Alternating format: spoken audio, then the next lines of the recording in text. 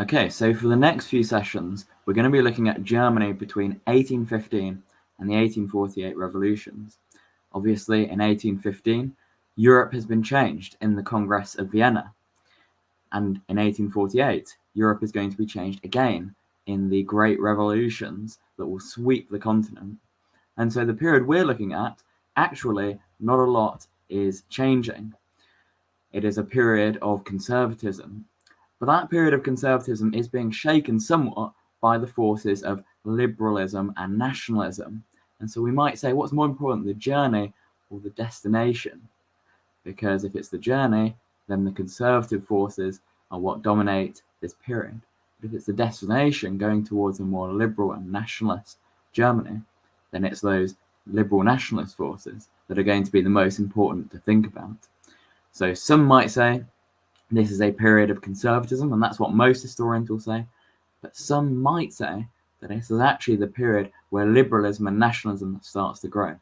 But really, it's a clash between those two forces coming against each other. How are the German nationalists feeling after the Congress of Vienna?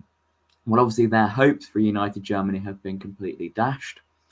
And it's been dashed by the decisions of the great powers, particularly of Prussia and Austria. Prussia does not want to see a united Germany under Austria, and Austria does not want to see a united Germany under Prussia. So they're both, for the time being, happy to keep this equilibrium and exist in a kind of peaceful dualism. They don't want to upset anything, because that might stop them from being the dual rulers over all of Germany. Who knows what this nationalism could lead to? Not good for either of them, in their own opinions. Before we go on, let's think about the great man theory of history, because it's kind of dominated a lot of our talking so far when we think about Napoleon as one of these great men of history. Now, what we find is that this theory dominates our teaching in schools and in colleges and in universities. As much as we hate it, as much as we criticize it, people still think along these lines. It's criticized, of course, because it says the individuals, the big individuals, are the only thing that matter. They shape the events before them. They cause the great ideas to come into being. They carry out the wars. They carry out the revolutions. But feminists will criticize that and say it's patriarchal. Sociologists, cultural or social historians will say it ignores all the stuff that's happening on the ground level or the big structural issues. Nevertheless, that is how we tend to teach it. And so far, Napoleon has been that great figure in our history. But he's now fading away. And we're seeing in place Metternich. And Metternich is the ultimate symbol of conservatism in Europe. He wants to go back to the way things were before the French Revolution, pretend that the French Revolution never actually happened. And this whole period is named after him. He is the great man of our period. From 1815 to 1848, we call it the Age of Metternich, shaping Europe in a conservative direction. And he's really not the kind of great man that Napoleon or other figures are, because he doesn't really want to do anything. He doesn't want to change anything. He wants to keep things the way they are, to keep it conservative. So let's find out a few key facts about Clemens von Metternich. Well, he was born in 1773 and he died in 1859. He was Austria's foreign minister and he'd shape the events of the Congress of Vienna. And he'd also go on to be the Chancellor of Austria. And he would use the German Confederation, this new entity, which is presiding over all of Germany, to kind of shape it in a conservative direction. And he would essentially use it as a kind of police state to rule over and prevent any anti-conservative opinions coming to the fore. He was very vain, he was arrogant, and we can see that in this quote here. There is a wide sweep about my mind. I'm always above and beyond the preoccupation of most public men. I cover a ground much faster than they can see. I cannot keep myself from saying about 20 times a day how right I am and how wrong they are. So he's certainly someone who thinks a lot of himself, who believes that he is right to be in the position that he's in. He's also very negative about the future. Like many conservatives, he is a pessimist. He says, "My life has coincided with a most abominable time. I have come into the world too soon or too late. I know that in these years I can accomplish nothing. I'm spending my life underpinning buildings which are in decay." So he's very pessimistic. He even thinks the institutions like the monarchy, like the church that he's trying to hold up, are going to be destroyed anyway.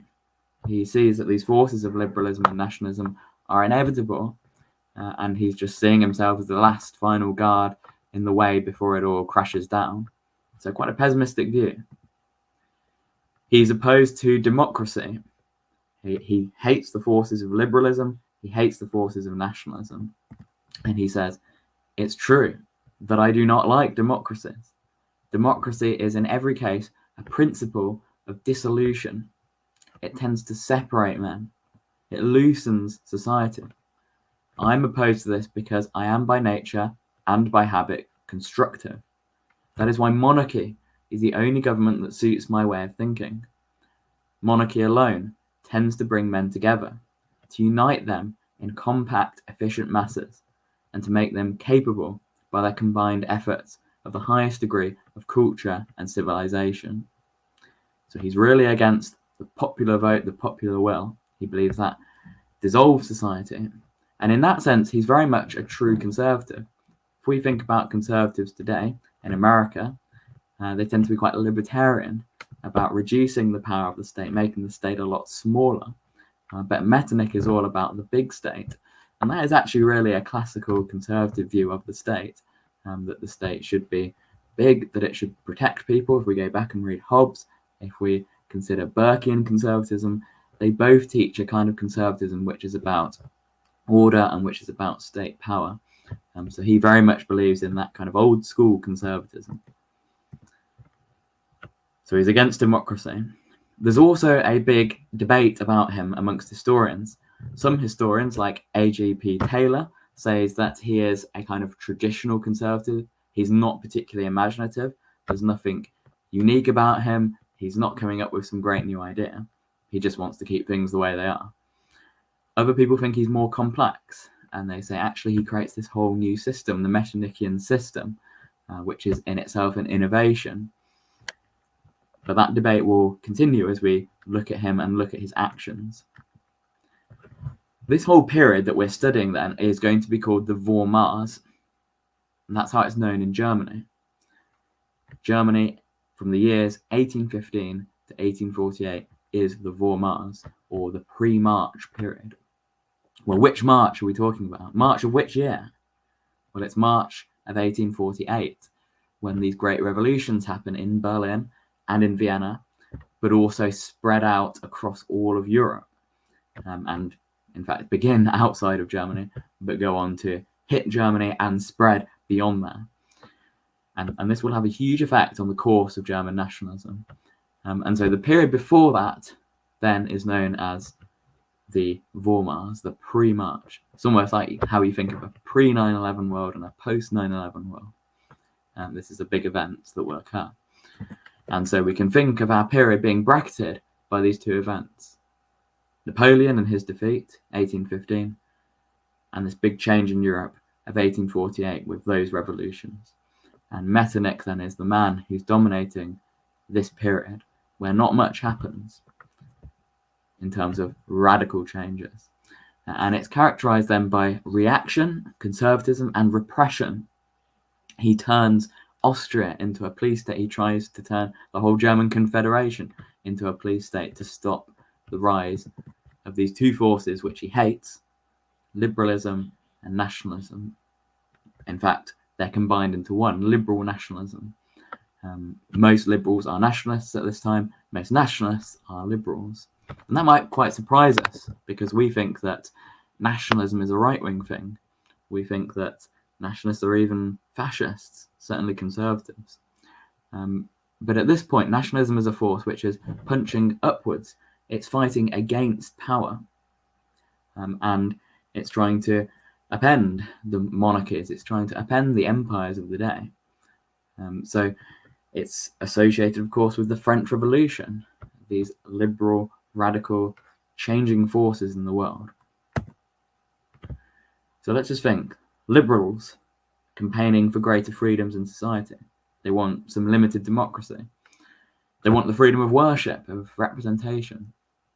The nationalists are campaigning for the formation of a new German nation state, and they want it to be a liberal nation state which is truly representative of the people, which has a parliament, which has a constitution.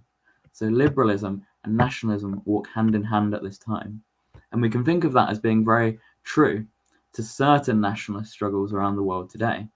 There are nationalist struggles which are punching upwards, which are fighting against big powers, fighting against big empires. I think particularly in the developing world. But you could also think of examples maybe of like Irish nationalism in Europe. Who are the liberal nationalists? What do they look like? What do they oppose? What do they support? What's their background? Well, they're actually opposed to radical change. These aren't necessarily the kind of people who are calling for violence. In fact, they hate violence. They prefer evolution rather than revolution. And so they don't want to see huge changes. They want to see peaceful, slow change. They don't support things like the universal franchise. They don't want everyone to be able to vote. And certainly they don't want women to be able to vote. But they are against conservatism. They don't like the traditional powers of the monarchs, of these empires, of the church. And they want those powers to be reduced. They support peaceful change, slow evolutionary change, like in Britain. They support parliamentary rule, representative rule, not the rule of the masses. They support freedom of speech, of worship, of press. They're very keen on freedom of the press. They want to be able to form political associations freely. They also want to see, and this is at the top of their list of demands, a united Germany, as we've said. Because they think that that Germany will be more representative of the people. Who are they? What's their background? They're middle class. These are not the aristocrats, but they're also not peasants. They're not the very poor. They're not the lower classes. And it's interesting because it's often the middle class in history that causes change, that causes revolution, because the middle class have both the motives and the means to create a revolution. They have the motives because they're not at the top. They're not in power. They want to be in power. They're quite aspirational. And they also have the means because they're educated. They have connections. And so the middle class are usually the carriers of revolution, as strange as that might sound. At this time, the peasants, the very lower classes, are actually probably more conservative, a lot more conservative than the middle classes. They have a lot more in common with Metternich in a strange way than they do with these liberal nationalists. The middle class liberal nationalists are well educated. They've usually gone to university, and they are not really representative of the population at all, as we've said. They are a small percentage of the population, but they are a growing percentage. And I want to contrast them very strongly to radicals. These are very different from the liberal nationalists. The radicals tend to be more urban, working class people, industrial working class. They want to see a complete change in society, a radical change. They actually support violence. And so these people want to redistribute wealth. They want to see everyone getting involved in voting. So this is a very different group of people. And they're even smaller than the middle class, the liberal nationalists. If they're small, the radicals are even smaller because the industrial working class barely exists at this point in time. The big threat to Metternich then is actually students, student politics, and he's obsessed with controlling the universities. And it's very similar to today, isn't it, where we perhaps have right-wing forces who are trying to control the university students and see universities as a big problem. The stereotypes about university students that they are often very idealistic. They often, carry out big protests, often in quite a showy type way. And we can think of that today in the Palestine protests that are happening right now, where you've got a lot of students being quite idealistic about how they can solve the problems of the world, and they're often facing the opposition of the state, the opposition of the universities even in doing that. And so we see at this period a lot of student groups start to form across the states of the German Confederation. And these are mainly middle-class students. They've been excluded from the traditional aristocratic societies. The middle class at this time are almost like the working class. How the working class today, if they come into universities, are faced with a lot of opposition. They're faced with alienation from middle-class societies, middle-class people. The middle class are in the position of the working class at this point, and they feel quite alienated from the more aristocratic, traditional societies that are based at these universities. And they create their own little groups where they feel their identities are respected. And they start to come up with their own kind of politics as well. And it's a politics of nationalism because they want the unification of Germany. And it's a politics of liberalism because they want to see a reformed liberal Germany. And many of these students are so passionate about nationalism because they fought themselves in the War of Liberation. And they already had nationalistic leanings. In fact, the symbols that they use for these student societies are the same symbols of the flag of German nationalism, the red, black, and gold flag. And if you look on all their symbols, you can see this coming up time and time again. And so their number one aim really is to have that united Germany. And they form very much the core of the protesters of the German nationalist movement of this period. And so they're very influential, and we should never underestimate the student politics and the idealism of some of these youth. And so we're going to be looking in the future at these young students and how they might best combat Metternich in his policies. So we will leave it there and continue next week.